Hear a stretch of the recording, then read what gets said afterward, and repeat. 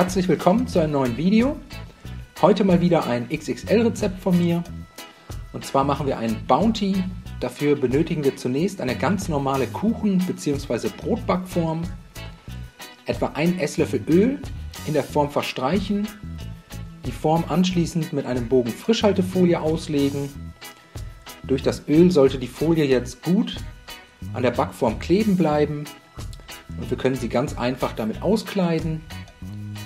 Die Form danach kurz zur Seite stellen und weiter geht's mit der Kokosfüllung. Dafür 150 Gramm Palmin in einen kleinen Topf geben und bei niedriger Hitze schmelzen lassen. In den Kommentaren werde ich immer wieder gefragt, was Palmin genau ist.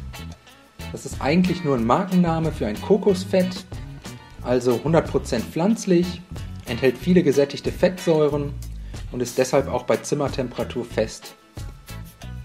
Sobald das Palmin geschmolzen ist, 200 ml Kokosmilch und 100 ml Sahne dazu gießen, alles gut verrühren, nochmal kurz erhitzen und danach vom Herd ziehen.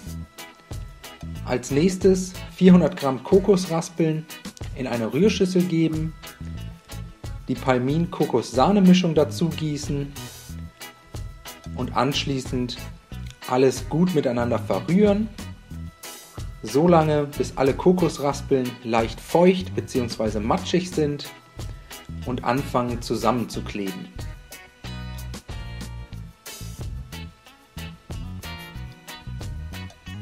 Die Kokosfüllung danach in die vorbereitete Form geben, mit einem Löffel gleichmäßig flach drücken, die Füllung dabei richtig schön nach unten pressen, damit sie später gut zusammenhält und danach 150 Gramm geschmolzene Vollmilchschokolade auf die Kokosschicht gießen,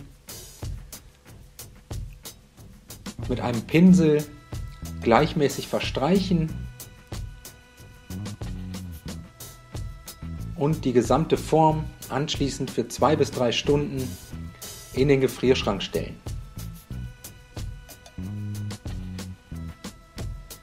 Die Form dann wieder herausholen, den gesamten Riegel an der Frischhaltefolie aus der Form heben,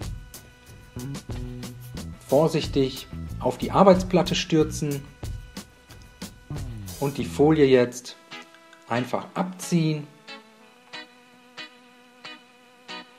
Das sollte ganz einfach gehen.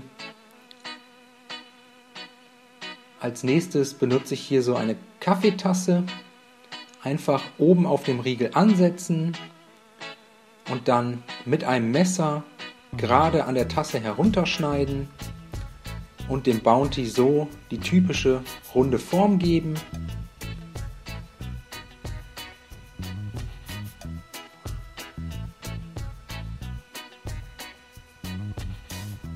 Anschließend ein Backpapier auslegen, 2 gleich große Tassen mit etwas Abstand zueinander mittig auf dem Backpapier platzieren, den Schokoriegel vorsichtig auf die Tassen setzen und jetzt 350 Gramm geschmolzene Vollmilchschokolade einfach über den Riegel gießen und die komplette Kokosfüllung mit Schokolade überziehen.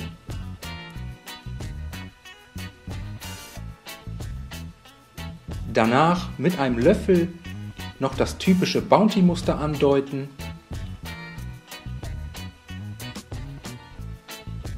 Am unteren Rand die Spitzen mit einem Messer entfernen und den Riegel anschließend komplett aushärten lassen. So sieht das fertige XXL Bounty aus. Hier das Original daneben.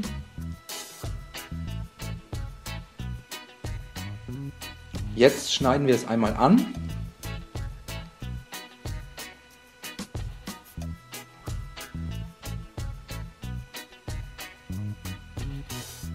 So sieht es von innen aus. Auch hier nochmal das Original. Die Füllung im selbstgemachten Bounty ist nicht ganz so klebrig und auch deutlich weniger süß. Ich habe auf zusätzlichen Zucker in der Füllung verzichtet. In Kombination mit dem Schokoladenüberzug reicht das völlig aus. Ich hoffe, euch hat das Video gefallen. Schreibt mir in die Kommentare, was ihr vielleicht als nächstes sehen wollt. Ich wünsche euch viel Spaß beim Nachmachen. Bis zum nächsten Mal.